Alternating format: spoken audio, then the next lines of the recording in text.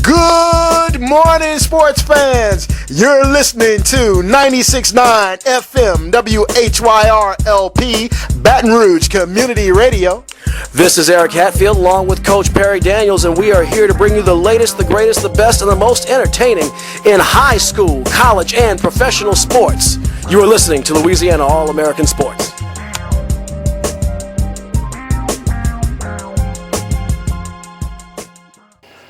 Ain't nobody dope as me. I'm just so fresh, so clean. Good morning, Baton Rouge. It's another fine Saturday morning.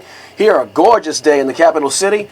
Nice, cool, not cold, not a cloud in the sky. It's a great day to be alive. It's a great day to be in Baton Rouge, and it's always a great day for sports here on 96.9 FM WHYR LP, Baton Rouge Community Radio.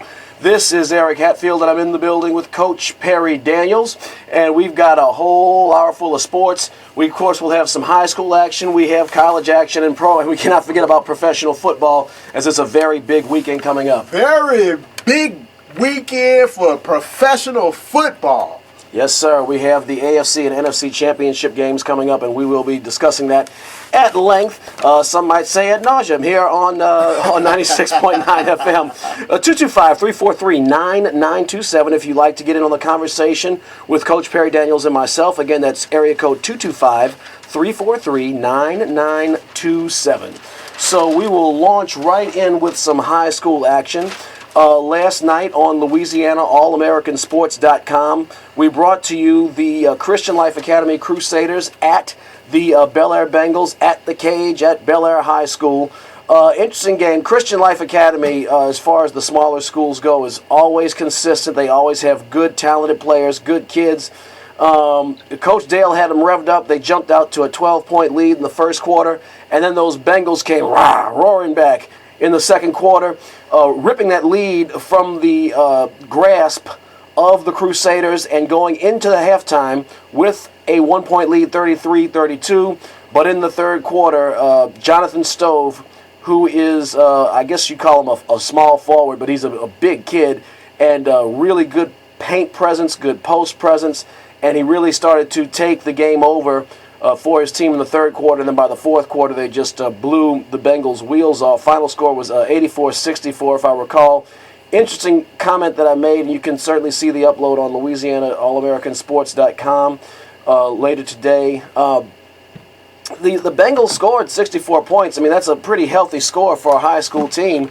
But Christian Life, they run the floor efficiently. They make their layups. They grab their rebounds. They're just very good. And you're looking at a Bengals team that's coming up. This is a team, and I mentioned this twice on the broadcast last night, that the Bengals won 5 games last year. They've won 10 this year by my count. Correct. And there's still a lot of season left to go. This is a growing pain, and I really think it was a good stepping stone for the Bengals last night. Actually, you're absolutely correct, Eric. We're going to have a player interview with the Bengals point guard, Tim Johnson, in just a moment to kind of talk about last night's game and the rest of the season. Couple things I'd like to point out, though, and I want to know from your perspective, because I didn't realize it until I looked at the stat book today, that what was the halftime score? It was 33-32, if I recall. That's correct. Right. And do you know who had 29 points in the first half? One player? Jonathan Stove. Wow. I mean, I know that he got it a lot. I didn't realize he got almost all of them. Christian Life only had 2 people score in the first half, Jonathan Stove and one other guy. Jonathan Stove finished the night with 42 points. Wow. You know, I saw him scoring a lot of points. I knew he had a lot. I would have, I sat there, I watched the whole game like everybody else. I would have never guessed that without looking at the stat book. Because you know what? Christian Life moves the ball well. They do. And they did have a lot of players taking he got most of the shots, but they had other players taking good shots, and he was there to get rebounds and put the ball back. Christian Life, they get everybody involved, but the stat sheet, don't lie, he was putting that brisket in the basket. And playing number 11. That's R.J. Herzog. R.J. Herzog. And he scored 21. Yeah, and he was in the second half, he might have been the difference in that game. I think that's really what kind of blew the doors off in the second half, because with Stove, y'all still had him contained. When I say y'all, again, Coach Daniels is an assistant coach for the Belaire Bengals, full disclosure, but you all seem to have him contained enough, and then Herzog got in the action, and that was, Lord. Well, our strategy going in was to control Herzog. Right. And let Stove get what he gets. Which was what was happening. Right. That's exactly what happened. That was the total strategy going in. The two of them combined scored 63 points, and we as a team only scored 64. So yeah, that's really, really hard to beat. You're only going to win so many games like that, But again, 64 points in a high school game. I mean, that's a pretty good talent. So you have a total 84-64. Doing the math real quick, 148 total points scored in 32 minutes of basketball. Right. And as good as Christian life is, I just left practice this morning. We're instilling in the Belaire Bengals that you just can't have that. You can't give up that many points. You can't, but you know what I liked and what I saw, and it's just every week. I mean, and Coach Chauncey Moore, if you're listening, my hat's off to you. Again, I've said this almost every time I've had a chance to talk to you. Those kids don't quit. I mean, the Bengals the game was over early in the fourth quarter, and they it started off 17-2. That's right. So it was a 15-point lead. Kept saying 12 on the broadcast. It was a 15-point lead, but they came back. They took the lead, and going to the fourth quarter, that gap was about 15 points. It was getting rough, and those kids never stopped pushing. I mean, particularly I was impressed with Kentrell Smith, number 5. He had a real good presence. He was making some great shots. Yes. Kurtrell. Kurtrell, I'm sorry. Kurtrell. Well, Mr. and Mrs. Smith, if you're listening to the replay, that's my fault for calling him Kentrell. It's my own scribble scratch that I couldn't read. But I was very impressed with the effort. Those Bengals are going to give them a year or two. Real quick, I want to give the shout out.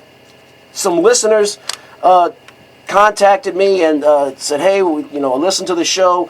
How about giving a shout out to some high school athletes? So that is what I'm going to do. Shout outs to St. John Eagles head coach, Cricket Crockett, that's of the St. John Eagles football team, and Colin Crockett, number 20, both football and basketball, and Margot Crockett, also number 20, that's girls soccer, I want to say. I hope I got that right. If you're listening, that was Lydia Crockett that got that to me. And also another listener, Michael Harris, and let's give a shout out to his little athlete, Zoe Harris, who is on the girls' basketball team at McKinley High School. So we appreciate you listening, and we're certainly happy to give some recognition to high school athletes out there.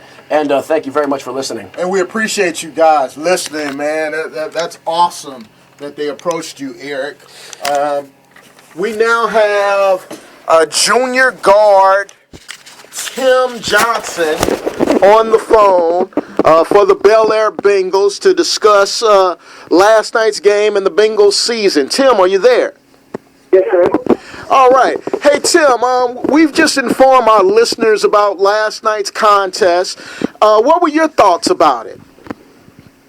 Well, Christian Life, they came in there and they outplayed us.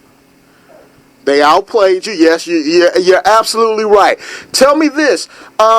Looking forward, what do you see from the Belaire Bengals? You guys are going into district. You've got Lutcher Tuesday night. What do you see out of this Belaire team for the district contest? We really have a chance to compete for the district because, we have a good team. We're just young. And Coach Moe's a good coach. And as district goes on, we're going to get stronger. And I think we got a chance to win district. Awesome. Go ahead. And if you come in the cage, it's going to be tough to win in there.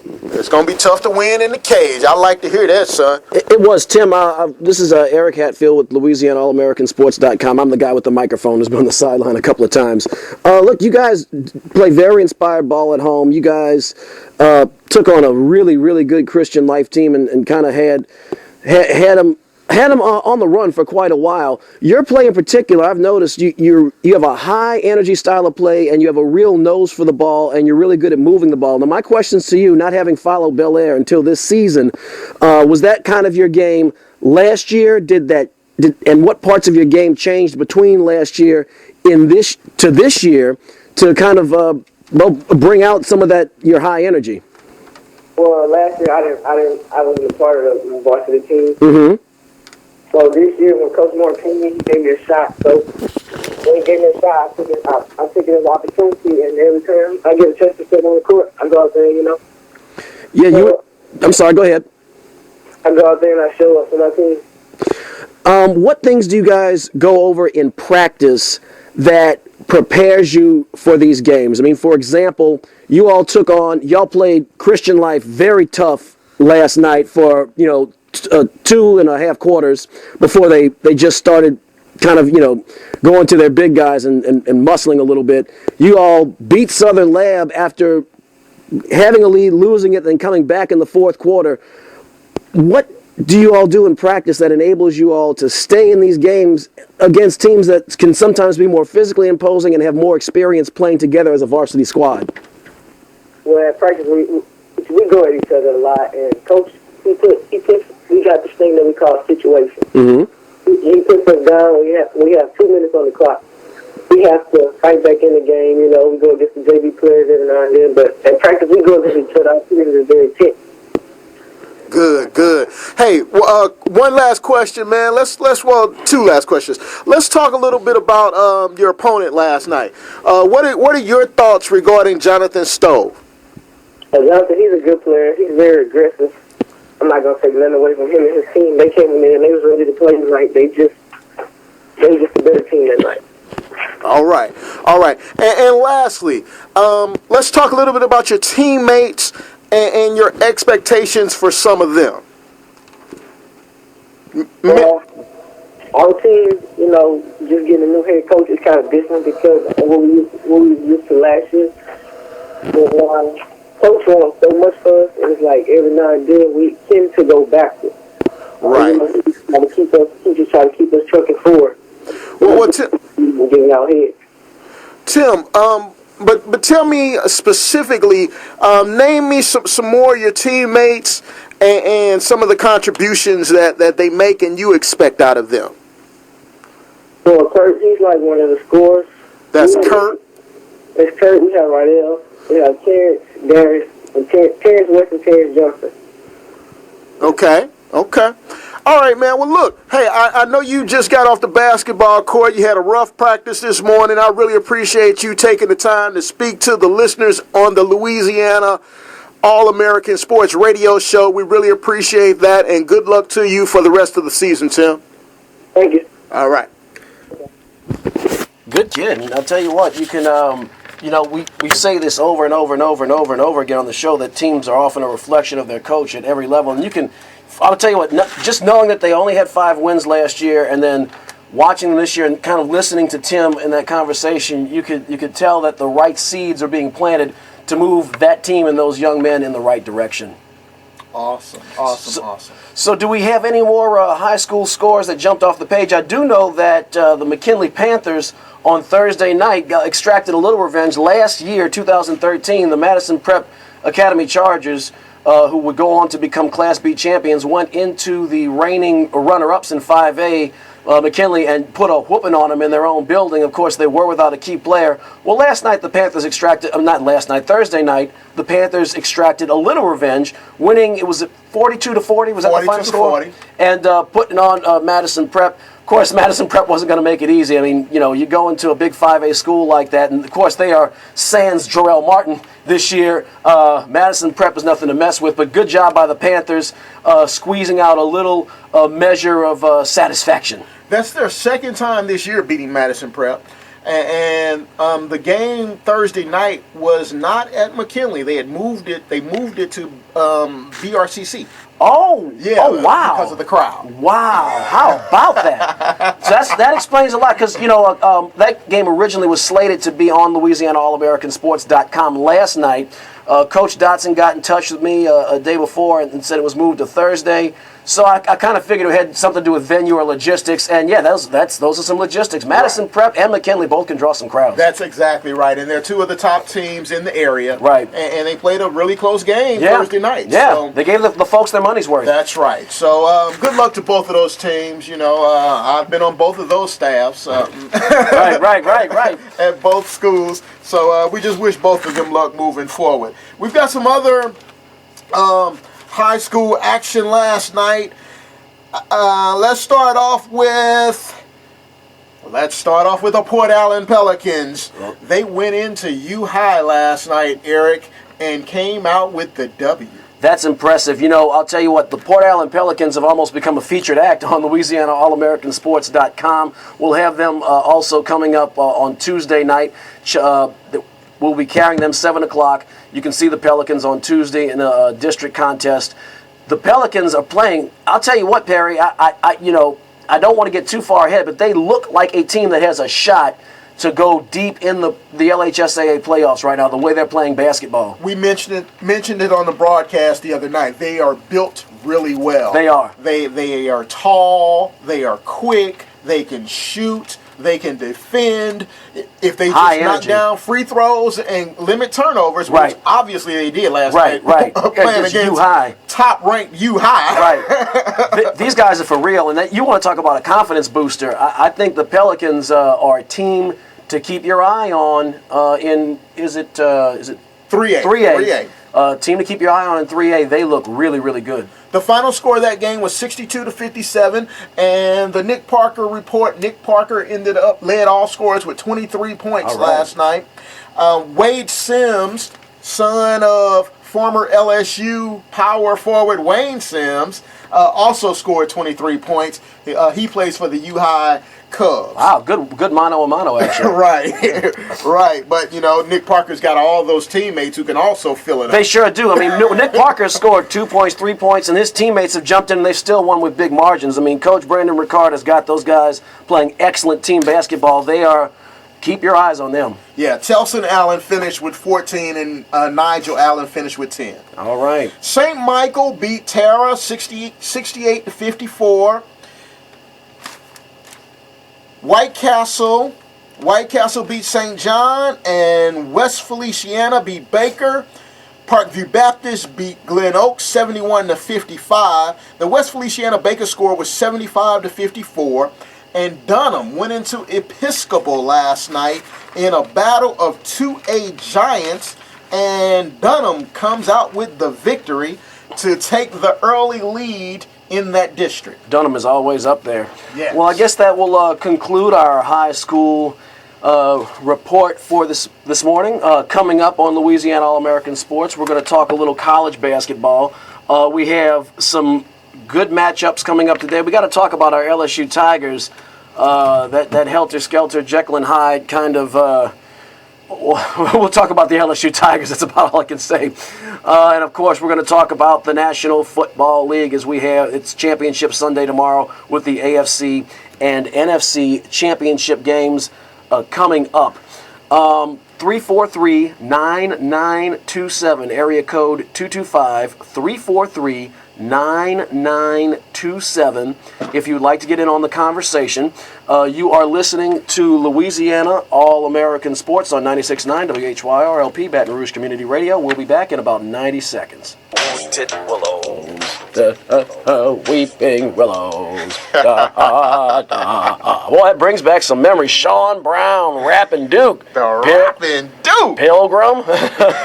Area code 225-343-9927. 225-343-9927. Here on Louisiana All-American Sports. Louisiana All-American Sports on 96.9 WHYRLP, Baton Rouge Community Radio.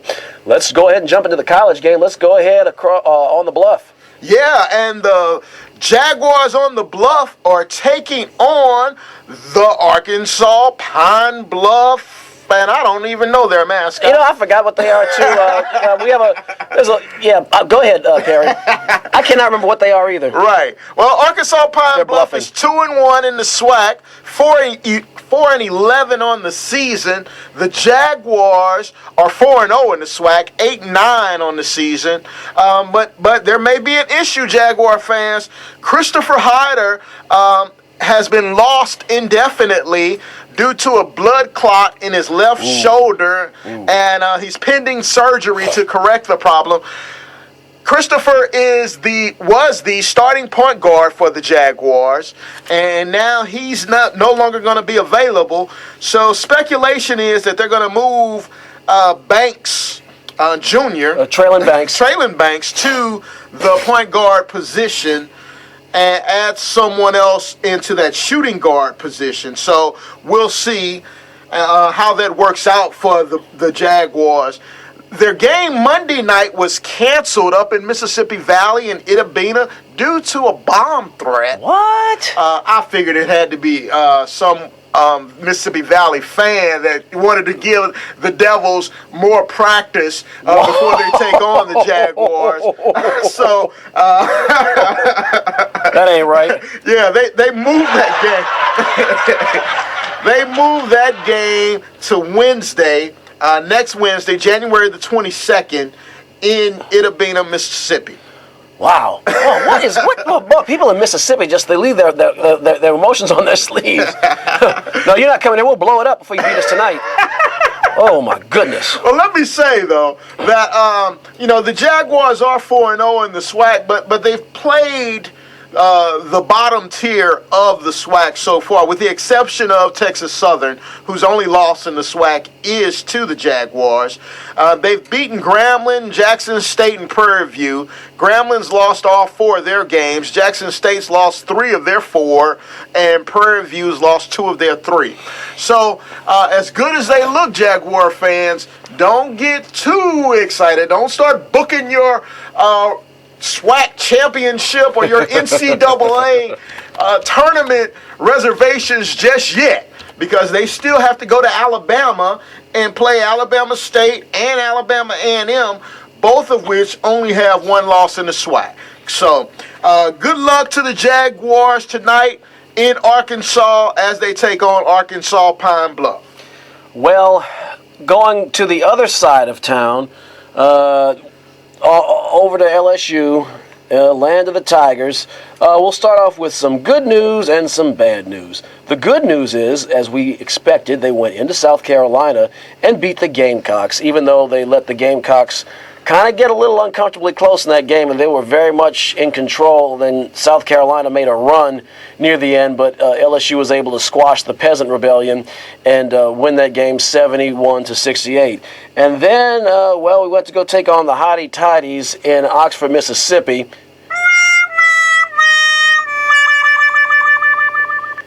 LSU was controlling most of that game. They were in control. They were on top. And then Marshall Henderson and the rest of the Ole Miss Rebels made a run late in the game. They were able to send the game into overtime on a late basket that tied the score at 69, or it might have been 68, but they tied the score. LSU's Anthony Hickey could not put the brisket in the basket and went to overtime, and LSU lost 88-74. They lost by 14 points in overtime. They could not buy a bucket in the extra frame. It was, I think, Coach Johnny Jones had to be beside himself and disgusted. Yeah, and the score is not indicative of how close the game actually was. It was a really close game, hence the overtime. Right. And then in overtime, the Tigers just couldn't get it done. Here's what, as I'm watching this team, to me, they're selfish. They don't like to share the basketball. The ball movement needs some work.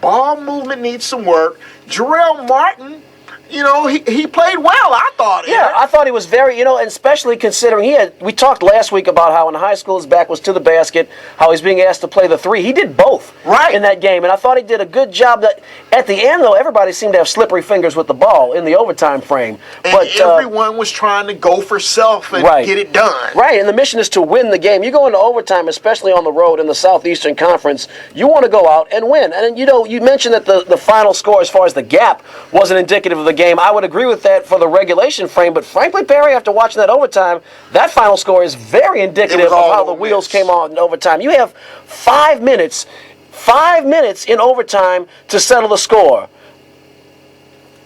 Okay. How many minutes? 5. 1, 2, 3, 4, 5, 5. That's correct, Dr. Cosby. You have 5 minutes in overtime, and you might not have 14 total points scored in a 5-minute period. You had a 14-point gap. Yeah. From 5 minutes of basketball to what? I was speechless. Marshall's a pretty doggone good basketball player. And Marshall Henderson, that 3-point shot he hit from 30 feet. I think Ole Miss was up by about 7. and they had possession of the ball. I'm thinking they're trying to kill the clock, and Henderson just got the inbound, and he must have just had radar or sonar or whatever kind of technology they have, and saw that basket from 30 feet away and drained it, and that was the dagger to LSU at that point. Shooters shoot, and he has the green light whenever he wants. As well he should. He should. You know, the Tigers have to get it together, though. They've got a very strong Vanderbilt team coming into Baton Rouge, into the Maravich Assembly Center tonight, and they've got to play well. They don't have time to lick their wounds. That's right. They do not. You know, so this thing can get out of hand pretty quickly in the SEC if you don't get a victory at home. You know, the Commodores, and the Commodores are really funny because sometimes you can kind of count on that to be a low-hanging fruit some years. Some years you have to watch Vanderbilt. They can be really, really tough and disruptive, and this is one of those years. I mean, Vanderbilt, we had mentioned during the break, they went to Missouri. No, Missouri went there. Came to Vanderbilt, but they beat Missouri very soundly earlier this week. So this team is confident. They are on a roll, and that never bodes well for an LSU team that's still trying to find its identity and really trying to get themselves together. Right, and it'll be interesting to see how Vanderbilt plays on the road. I agree. Vanderbilt, that Missouri team, who I picked to win the SEC, they're just playing horrible right now, and you know, I don't know what to say. So we'll see how Vanderbilt comes out tonight, how the Tigers come out tonight. Hopefully they can get a victory, play a solid basketball game at home, and jump into the SEC West race. Now, do we know who's leading that SEC West right now, Eric? We're going to get an SEC standings update in just a moment with some help from our friend the World Wide Web, or maybe we won't. We do know that Florida and Kentucky are on the east side doing their thing. And they're running away from Missouri. And keep in mind that in basketball season, while we often group our teams as far as the East and West, remember it's just a straight list as far as the SEC race for seeding in that tournament. For the SEC tournament. Yeah, so I mean Florida and Kentucky right now are definitely way ahead of the pack. They're running away with it right now. I mean Andrew Wiggins. I'll tell you, I'm not Andrew Wiggins. Oh, my God, I did not just say that. Julius Randle, rather, has, I said, I'm just picking all the, Julius Randle for the University Julius of Kentucky. Randle, and there's another super freshman they have there, too. Anyway, those diaper dandies, as Dick Vitale would say, are handling their business, and they are continuing to improve with each game, which you would expect with Coach Calipari. I mean, there's just no getting around that. But regardless, LSU is going to have its hands full. Vanderbilt is trying to keep pace with their peers. LSU better bring the fire today. This is going to be a contest, Perry, that's going to show what LSU is made of. That game is at 8 o'clock tonight. It will be on ESPNU and on the radio on 96.1 FM here in Baton Rouge. So, enough of LSU basketball for right now. I don't want to pick against the home team out loud, but let's just look a little bit down the line of what they have. After Vanderbilt, they have Missouri, and that's here in Baton Rouge. I think they win that game just because Missouri's been struggling, and I think win both of these games. They could. I mean, they really could. I guess I will say it. I really have a bad feeling Vanderbilt's going to win that game today, just because of the momentum factor, and LSU's confidence has got to be kind of meandering a little bit after that loss last week. And then they have Alabama next Saturday. So, sounds like some of y'all would like to chat with us. Don't let one caller have all the action. Area code 225-343-9927. Area code 225-343-9927. If you'd like to get on the action. We have a caller that we're going to put through, actually live on the air. This is... Who do we have? This is a friend of the show, Coach Kevin Jackson. All right, Coach Jackson. How you doing this morning? I'm all right. How are you this morning? Fantastic. Can't complain. All right, so Perry says you have a little, you want to talk a little football this morning. Yeah, I was talking a little football about these San Francisco 49ers, all these doubters out here. All right, Coach, tell us why the 49ers going to win today. Tomorrow. It's tomorrow, right? It's tomorrow. Yeah. It's tomorrow 6:30. Okay. First of all, we have all our weapons back. And last year left a very, very nasty taste in our mouth considering what happened in the Superdome. Right. But at this point, we're on a mission. we're not playing just to play. We're on a mission. San Francisco 49ers, this will be their 7th time in a Super Bowl appearance. They lost one, and that was the one last year. Right. So we, as a franchise, we can't tolerate those type of actions. So we came back. Sounds like the GM, doesn't it? Right, you got to catch up to Sixburg. You got to catch up to Sixburg for those rings. And it's real. So tell me this, though, Coach. Hold on now. All right. What about the last 5 times that you've been to Seattle? The last 5 times, it's been a problem to win in Seattle. But as we all know, Seattle can't be beat. This year, we lost one in Seattle. Seattle came to Candlestick. They lost one, too. Yeah, but today is one game, and it's in Seattle. I mean, tomorrow it's one game, and it's in Seattle. And we are more than prepared for the outcome. We will beat Seattle in Seattle tomorrow. Coach, what do you think are going to be the difference makers in that game? The difference makers, they have a few players that they have a player that's obviously going to be key to them, and we're constantly getting healthy. Right. With our plan, we're trying to get our defensive back. He's trying to come back. From what I'm hearing, he won't play about 20, 22 players. But those 22 players could be the difference maker in Seattle. It's going to be a close game. Right. But I do think we'll win at least 5 touchdowns. I'm going to get rid of the field goal. I think we'll win by at least 1 touchdown. That's a pretty hardy prediction. I will say this much, I think, and we're definitely going to discuss this at length in a few minutes. On the other side of the break. But I do think if the 49ers do win, I do think it'll be by a healthy margin. That I agree with you, Coach. Well, Coach, since we got you on the line, do you have a projection for the AFC Championship game? Manning, Brady, I think it's 14 or 15, even I'm losing count. Yeah, that's going to be a shootout because we have to consider here, it's not Manning against Brady. They're not playing against each other head to head. They're playing against each other's defense. And Right. that's going to be a key. Right. And at Mile High, too. Yeah, and I think Manning might have a slight edge since they're playing in Denver, but it's going to be hard to beat Tom Brady. I agree. I'm not a Brady fan either, but you're right.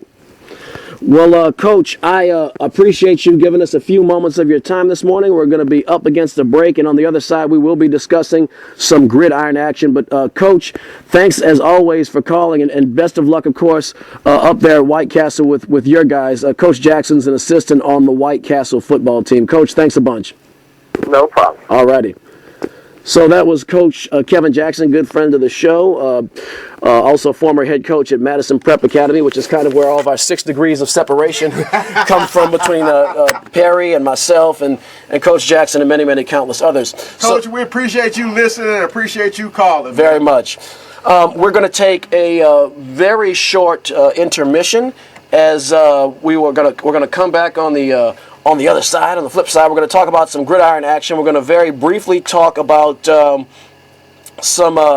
LSU football defections, and also some people who are staying.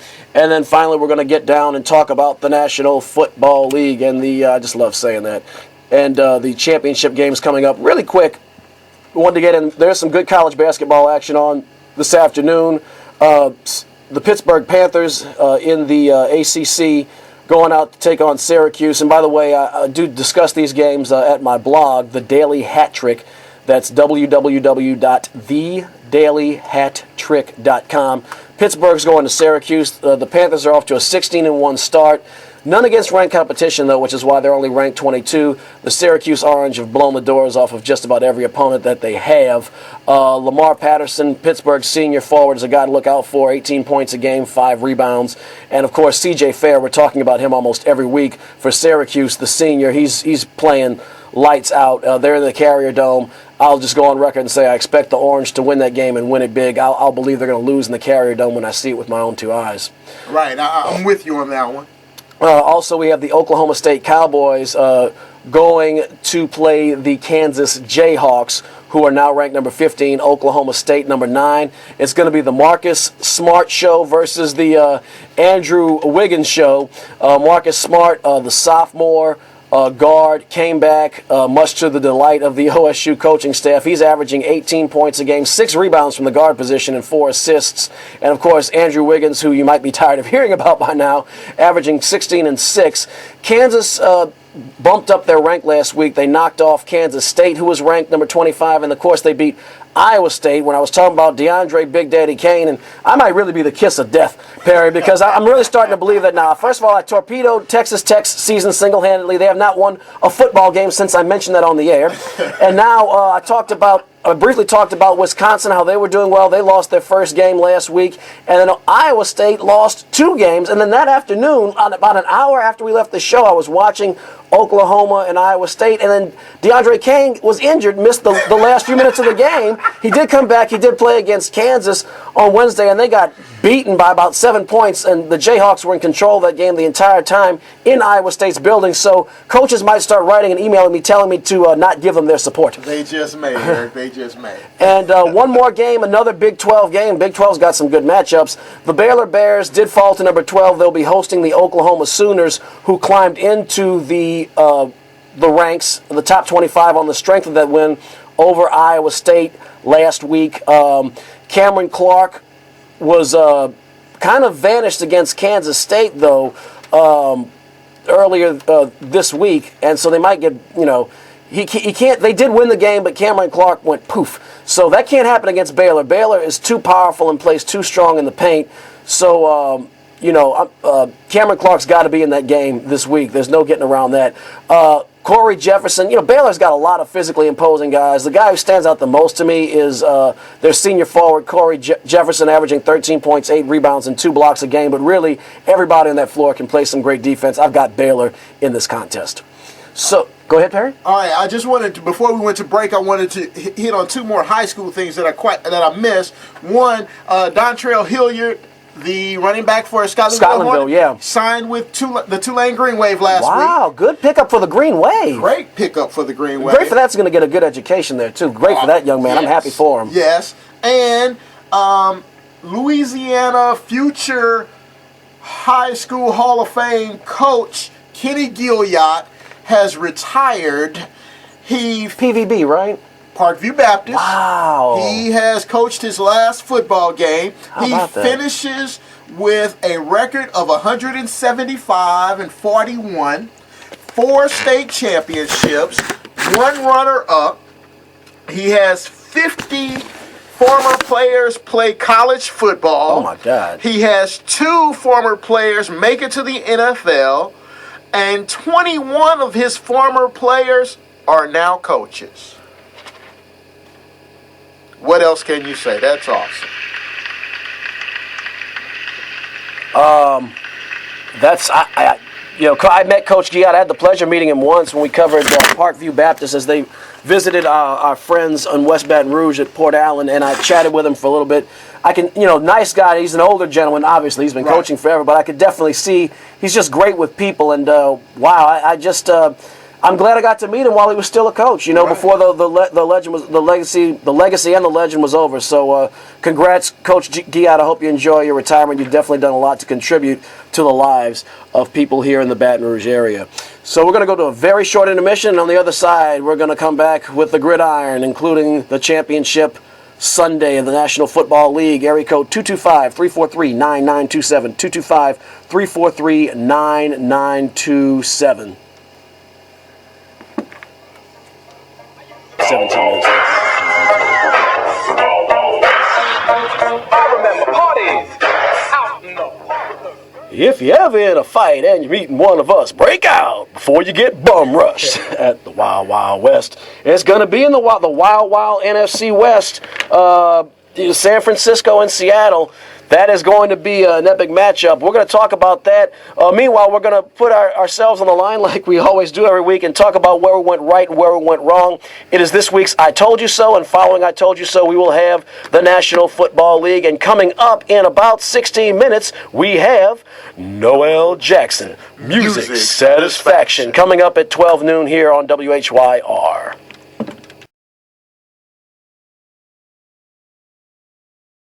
I told you. What did I tell you? Didn't I tell you? 'Cause I told you. And when did I tell you? A long time ago. And what did I say will happen when I told you? Exactly what just happened. We always talked about, of course, I could be the kiss of death, because remember during football season, I talked about how Texas Tech was quietly sneaking up on folks, and then they didn't win another game for the rest of the year.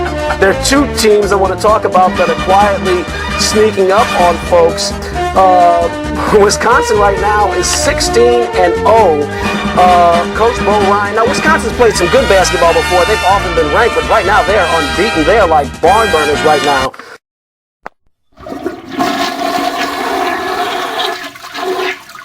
The Iowa State Cyclones are doing one heck of a job. How are they doing it? They got my man DeAndre Big Daddy Kane.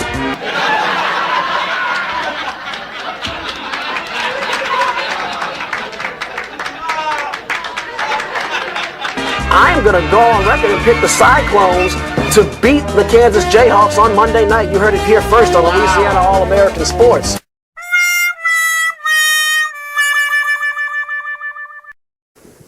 I said 10.5 is a lot of points in the playoffs to be given a team in the playoffs. Right. And I am going to take San Diego plus 10.5. On a heads-up game, Carolina at home, I'll take the Carolina. The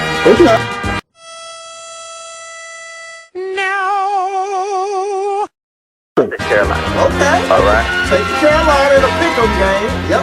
In a pick'em game. Indianapolis, New England. New England is favored by 8.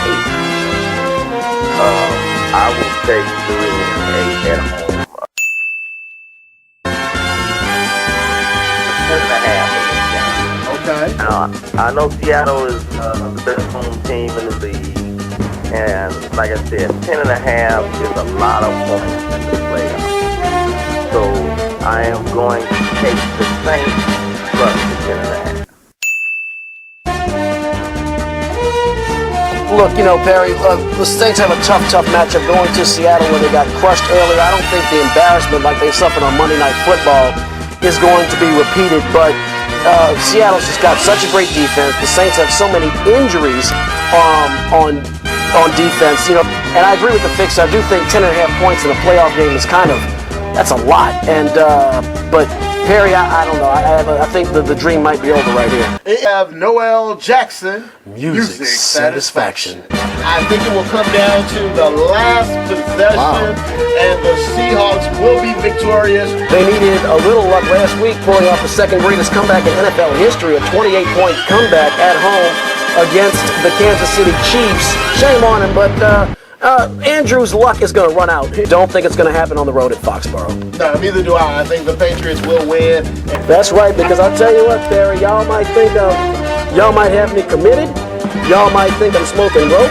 But I'll tell you what, I'm going to let a little bit of disco music go in the background. Y'all might think I'm smoking rope. Y'all might think I'm nuts, but I'm telling you today, I'm picking the San Diego Superchargers.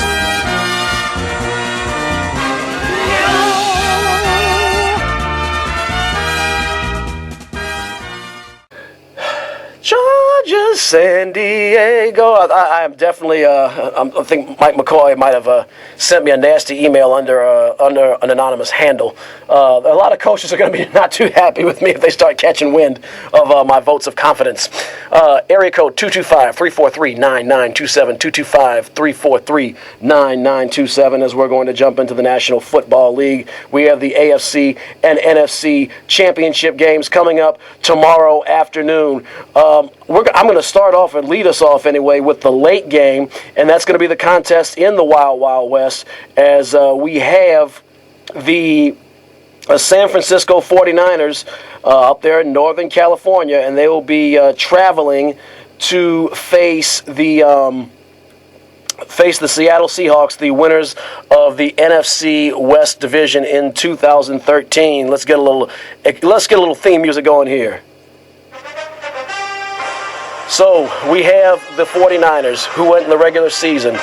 They finished 12-4 behind their division rivals, the Seattle Seahawks. The Seahawks finished 13-3. They secured the top seed in the NFC playoffs. Seattle, of course, ran roughshod over our beloved New Orleans Saints last week. They won by 8 points, but really the Saints were kind of a day late and a dollar short, making that game more competitive.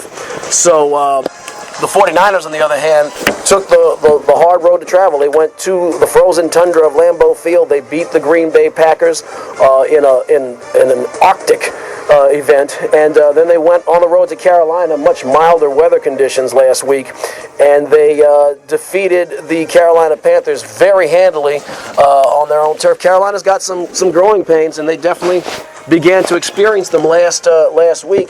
So here we go. Here we are. We got the 49ers and the Seahawks. Colin Kaepernick is, Jim Harbaugh has decided to let Colin Kaepernick do his thing. I noticed during the regular season he kind of held him out, would not let him use the read option as much, kept him in the pocket. But when you have one game for all the marbles as they've had every week, he's turned him loose and let him do it. Comes back best. He's doing his read option thing again, and he's running all over opponents. He had almost 100 yards in the first round game. He was very disruptive to the opposing defense with his feet last week. For that reason, and because Russell Wilson, the last month, really, he doesn't quite seem like himself, and Kaepernick does seem like himself, and they do have Michael Crabtree this go-around. I'm going to take the San Francisco 49ers. Oh, yeah. Oh, you picked this game last week. We both did. Yeah. Because you picked the 49ers and New England to make it to the Super Bowl, and I picked Seattle and New England. Yeah, one of us is going to be right. But tell me this, though, man. Has anyone else noticed that both of these championship games are being hosted in states that have legalized recreational marijuana? Barry, you know what? As much as we've talked about that and joked about that on this show, I cannot believe that I didn't think of that much. I did not think about that until a moment ago. But you're absolutely right. We definitely have,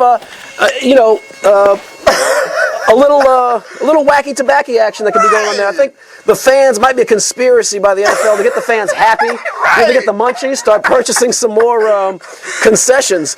But we could have our first weed bowl.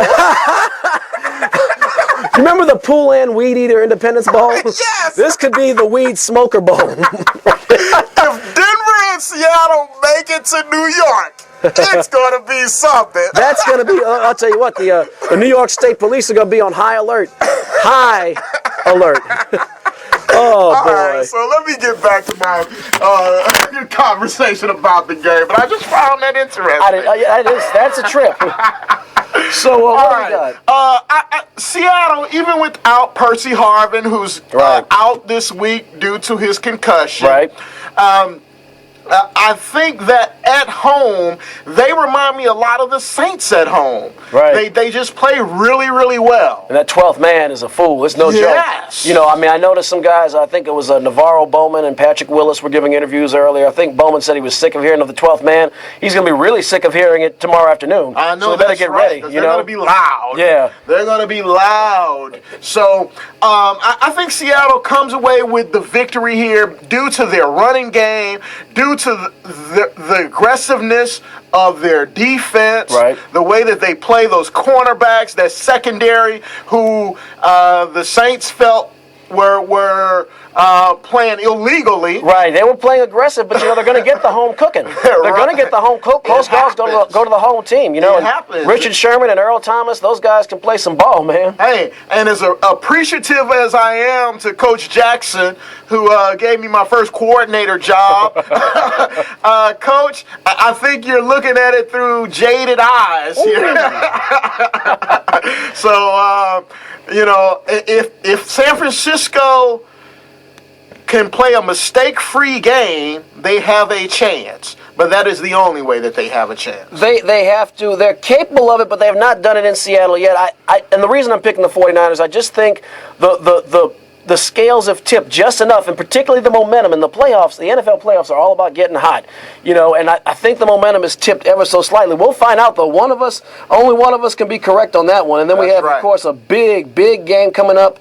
And actually, it's going to be the early game, which makes sense given the location of the game. It's going to be played in Denver. The other game is going to be a little further west, Pacific time. But we have the New England Patriots traveling on down to play the Denver Broncos. Tom Brady versus Peyton Manning yet again. This is, by my count, I want to say the 15th time, though I do not have that in front of me. I said last week I expected the Patriots to go to the Super Bowl. I was kind of expecting San Diego to pull the rug from under the Denver Broncos. I'm still going to stick with the Patriots, kind of like Coach Jackson was saying. Tom Brady is just really, this dude is making silk from sow's ears. He's taking guys off the street and out of the Boston pubs and putting them in helmets and throwing them the ball, and it's working. And that backfield, that New England backfield, which had been battered and bruised and beaten and patchwork really all year long, they are finally healthy again. Shane Vereen is healthy, but big number 29, LeGarrette Blount, who might be most famous for hitting a Boise State fan in the mouth, was hitting the holes very heavily last week and just ran all up and down Indianapolis' defense. Denver does not have Von Miller in that linebacking core, who's a key run stopper as well as a pass rusher. And, this game, let me say this, I'm not expecting a blowout. This game can swing either way, but I think that the Patriots will have just enough to win this game and go to the Super Bowl, and I think they're going back to their turf. They'll be playing the San Francisco 49ers. At least that's my projection. But hey, I will never count out Peyton Manning. Never. That's the most prolific offense that we've seen in a while. Right. I mean, they set all kinds of records passing, and Noshawn Moreno was that extra push they needed for the running game. So even if you did, you can sit back if you want to only rush forward, but then Noshawn Moreno will run right through you. Right. So Coach John Fox, look, he's been to the Super Bowl before. There's a lot of postseason experience here, a lot of legacy experiences. All four franchises have been to the Super Bowl. 3 of them have won a Super Bowl. So this is going to be a great weekend of NFL football. I agree wholeheartedly. I expect Peyton Manning to play a great game and the Denver offense to do what it does. However, I don't think their defense will be able to come up with the necessary stops against Brady to pull out the victory. So, I'm sticking with New England here, and I think they'll get it done and move on to another Super Bowl. In other NFL news real quick, I'd like to share with you that Mike Zimmer has become the head coach of the Minnesota Vikings. Right. Jay Gruden was hired as the Redskins head coach, and Jay Gruden has decided to keep on his staff as the defensive coordinator former New Orleans Saints head football coach Jim Haslett. I like that because Jim Haslett's an excellent coordinator. I think he deserves another shot at head coaching, not just in the interim basis, but Jim Haslett, that Redskins defense, they were not the problem this year. No, they were not the problem. So congratulations to Mike Zimmer, who at age 57 is finally getting a shot to be a head coach. He's got a lot of work to do in Minnesota. They got a lot of work to do on that offense.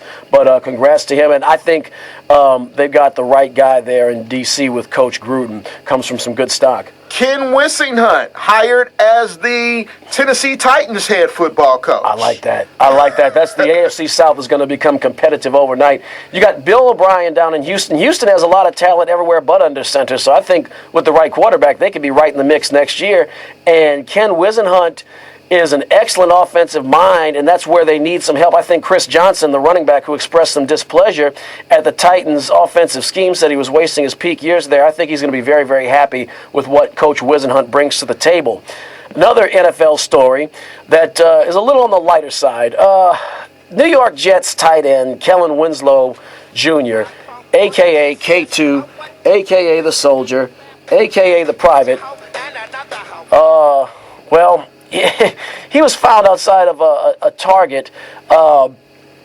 First, he was busted with some by the police with packs of synthetic marijuana in his possession. Trade him to Denver. Yeah, I know. Yes, that's where he needs to go. I mean, Denver or Seattle, you know. And Seattle could definitely use a pass-catching tight end.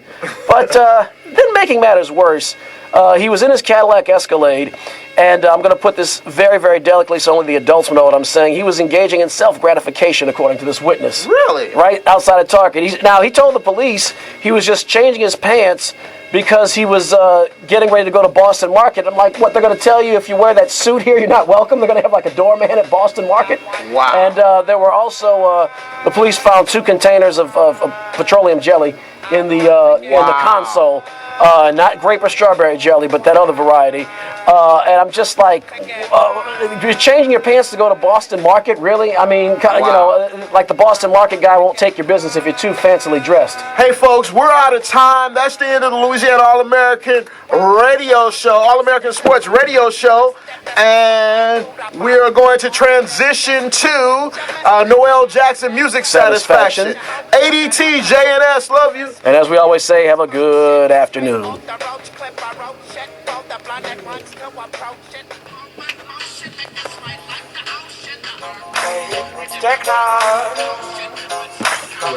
right, how you Hey, how you doing?